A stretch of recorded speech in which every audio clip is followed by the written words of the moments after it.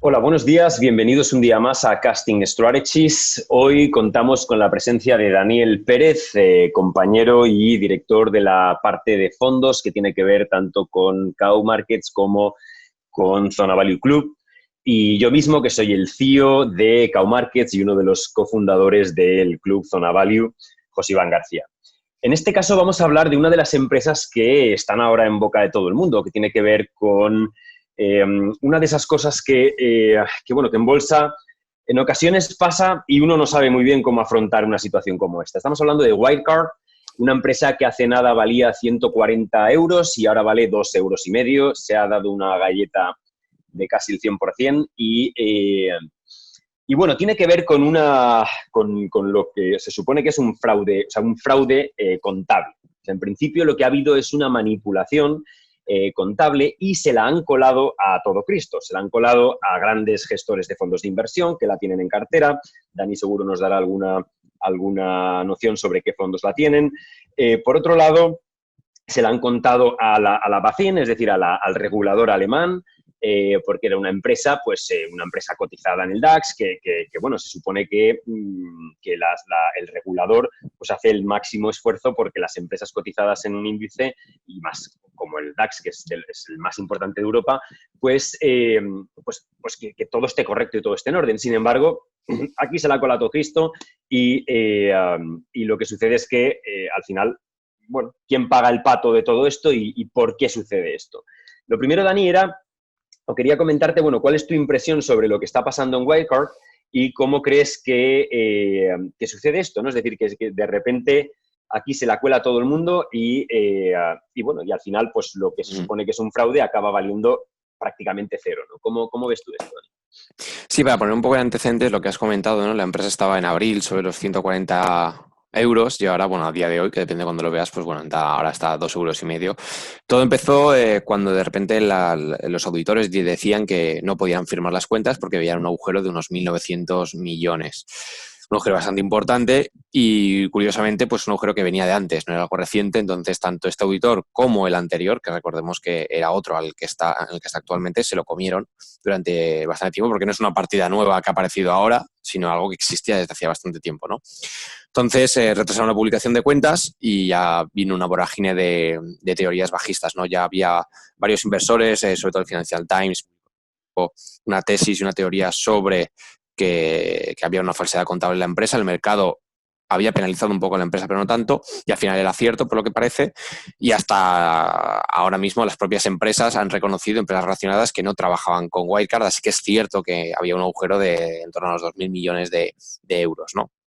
Entonces, una situación muy complicada, porque como bien has dicho antes, todo el mundo se la ha comido, tanto los auditores, regulador alemán, todos los sistemas de seguridad intermedios se lo han saltado, y los gestores de fondos, en fin, recordemos que es una empresa del DAX, no es una empresita pequeñita que está por ahí perdida, es una empresa muy importante de un índice muy importante en Europa, ¿no?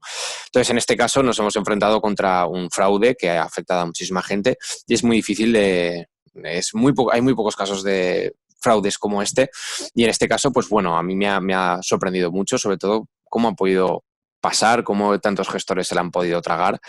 Pero bueno, ahora están con denuncias, están viendo a ver dónde ha estado el fraude y veremos a ver el alcance, ¿no? Pero como bien has dicho, la empresa ya está, parece que está muerta. Veremos a ver si al final puede reanudar o continuar con el ejercicio de su actividad, o finalmente desaparece visto el agujero, ¿no? Ahora estamos todos un poco esperando por dónde sale, pero bueno, ya se ha visto que es un agujero mucho más grande de lo que se pensaba y que, aparte, te hace perder la confianza en el management, porque es algo muy grave, muy, muy grave, la verdad.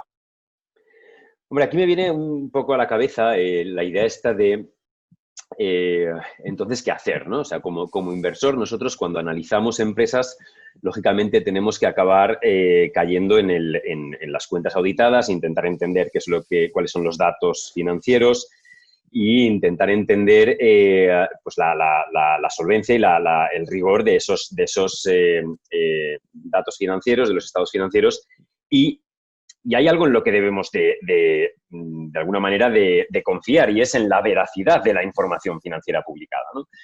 Un caso como este, pues siempre hace tambalear todos estos principios, porque dices, bueno, entonces, claro, si los datos están falseados, la información que tú tienes está falseada. Por ejemplo, yo veo un poco así un vistazo de helicóptero a los datos financieros de la empresa a día de hoy, y tú ves que tiene retornos medios sobre el capital tangible de un 165%. Es decir, desde un punto de vista de rentabilidad sobre los retornos medios, es una barbaridad la rentabilidad que es capaz de generar esta empresa. Por tanto, tiene mucho sentido. A un coste de capital bastante bajo, por tanto, puedes pensar que es una generadora de value, de valor a futuro. Entonces dices, jolín, con unos retornos tan altos y un coste de capital muy baratito, pues va a resultar que ese margen es bestial y tiene sentido que esta empresa a futuro te genere rentabilidad. Por otro lado, vemos que tenía una caja bestial, o tiene ahora los datos según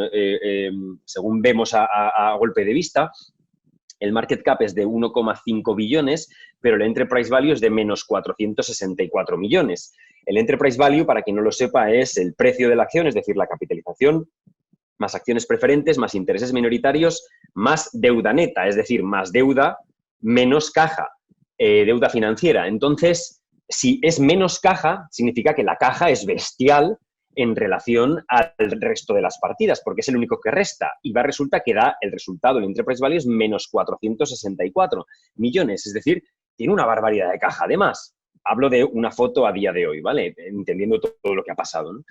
O sea, que podría ser realmente interesante. Vemos que las magnitudes relacionadas con el precio, como por ejemplo el PER, está a 3,15 veces, precio partido valor en libros a 1,77. Estoy viendo los datos en el screen, en lo que es el análisis de Zona Value, ¿vale? En la página web de zonavalue.com.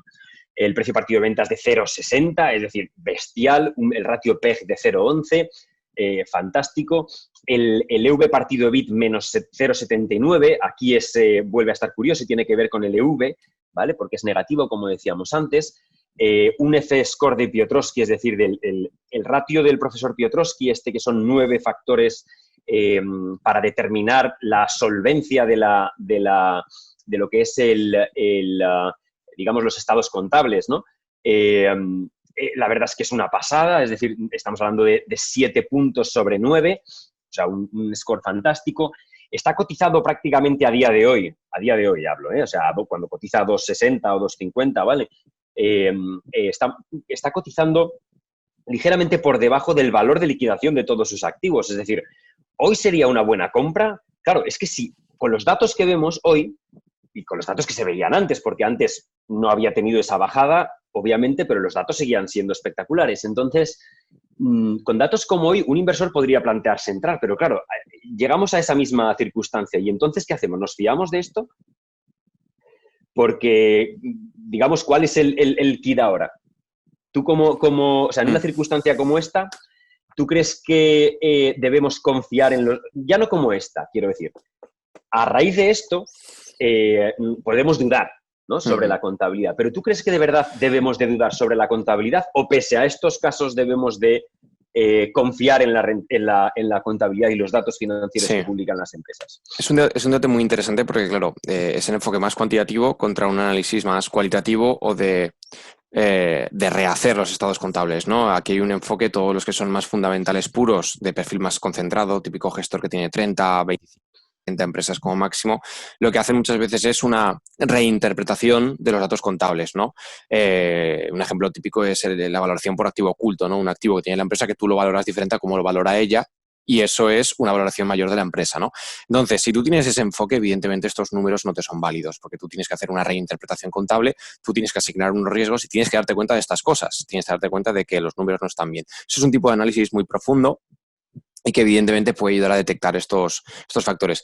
En cambio, si queremos hacer un análisis más cualitativo, más cuantitativo y un enfoque mucho más global, en este caso es diferente, ¿no? Porque si tú confías en la contabilidad, tú al final puedes decir, pues mira, cada 100 empresas me comeré una de estas, que las cuentas sean mentira, pero como tengo un peso muy pequeñito, me compensa, ¿no? Entonces tenemos como esos dos caminos. En este caso, en esta mesa en particular, pues tú podrías ajustarlo y decir, vale, pues como hay dudas sobre la contabilidad, la quito de mi análisis o la quito de mi screener o como lo queramos llamar y lo saco, ¿no? En este caso, una vez se ha visto ya, ahora parece muy evidente, ¿no? Esto es lo típico. Ahora que se sabe que ha habido todo este problema, pues todos son muy listos y dicen, pues se veía venir. Pues bueno, pues si se le han colado a gestores que gestionan miles de millones de euros, no es tan fácil. Nosotros, como bien has comentado antes, yo estoy en contacto con varios gestores, sobre todo la gestora Alken de Nicolás Waleski, que es uno de los gestores más reputados en Europa, pues se la ha comido con patatas, porque tenía un 10% de sus fondos en esta empresa. Vamos, la principal posición, y le han hecho un agujero. Yo he hablado con ellos y ellos te lo dicen, pues esta empresa, como bien has dicho, tenía unos crecimientos muy buenos, un management que nos gustaba, lo cumplía todo nuestro checklist, pero hemos sufrido una estafa, ¿no? Evidentemente ellos a los 2 días de saberse esto vendieron, entre ese mismo día, al día siguiente, vendieron toda la posición y ya no tiene exposición, ¿no? Pero ya se han primer menos 80, ¿no? Recordemos que la acción pasó de 100 a 20 en 2 días. Entonces, bueno, pues se la comieron, ¿no? Pero en este caso es lo que quiero decir. Hasta esta gente que tiene un análisis fundamental se la puede llegar a comer. Entonces, si hasta estos gestores que tienen decenas de analistas, que tienen equipos muy grandes, no son capaces de detectar estas situaciones, ¿es rentable dedicar recursos a esto? Porque igual hubiéramos analizado la empresa, hubiéramos hecho este análisis forense de la contabilidad y no nos hubiéramos dado cuenta. Vamos, si el regulador alemán se la ha comido y los auditores también, pues es complicado, ¿no? Entonces es una decisión bastante difícil y es un poco filosófica, ¿no? ¿Qué queremos? ¿Una baja concentración y asumir que nos pueden explotar estas cosas en la cara? O hacer un análisis más profundo y concentrar con exposiciones muy grandes en la empresa, ¿no? Es esa dualidad y cada inversor tiene que ver cómo es, pero también te digo que si no aceptamos que la contabilidad puede ser cierta, jamás invertiremos. Porque si tenemos que analizar cada una de las empresas, todas las partidas, tenemos que dudar de cada una de las partidas, sobre todo como ha pasado en este caso, es muy complicado que un inversor pueda llegar a invertir nunca porque, lo dicho, es que si hasta los auditores no han sido capaces de detectar esto, pues un inversor particular, mucho menos, la verdad. Mucho menos. Hombre, sí, muy interesante lo que dices y estoy totalmente de acuerdo en el sentido de que al final, como inversores particulares, creo que sí que debemos confiar plenamente en la contabilidad. Un caso entre muchos no sería determinante para rechazar el análisis contable porque sería absurdo, ¿no? Es decir, desde un punto de vista de probabilidad, pues es muy poco probable que te ocurra muchas más veces. O sea, quiero decir, te puede ocurrir en alguna de tus acciones de tu cartera. Probablemente, si hiciéramos cuenta en cuanto a inversores, pues claro, entre toda la diversidad de inversores que invierten de muchos tipos, en realidad el porcentaje que le ha pillado esto es muy pequeñito. Por tanto, como inversor particular, de cara a tomar decisiones de inversión, creo que efectivamente hay que confiar plenamente en la información contable. Otra cosa quizás sería, desde mi punto de vista, el trabajar con portfolios concentrados o con portfolios más diversificados. Quizás una de las cosas que funciona muy bien para inversores particulares consiste en hacer portfolios equiponderados y con un número de acciones no gigante, pero tampoco muy concentradas. Es decir, hay inversores que tratan de batir a los mercados con posiciones muy concentradas, a lo mejor 8, 6, 8, 10 acciones como mucho en sus fondos o carteras. Y sí, cuando todo va bien y todo funciona bien, son capaces de generar una rentabilidad cíclica muy por encima de la media, pero es verdad que para un análisis desde un punto de vista de un inversor particular, parece que más razonable tener una cartera equiponderada con a lo mejor un poco más acciones, ¿no? Unas pocas más, para poder diversificar el riesgo y en caso de que te pase algo de esto, que no lo vas a poder evitar porque es imposible, porque tenemos que confiar en la contabilidad, que si te pille en una parte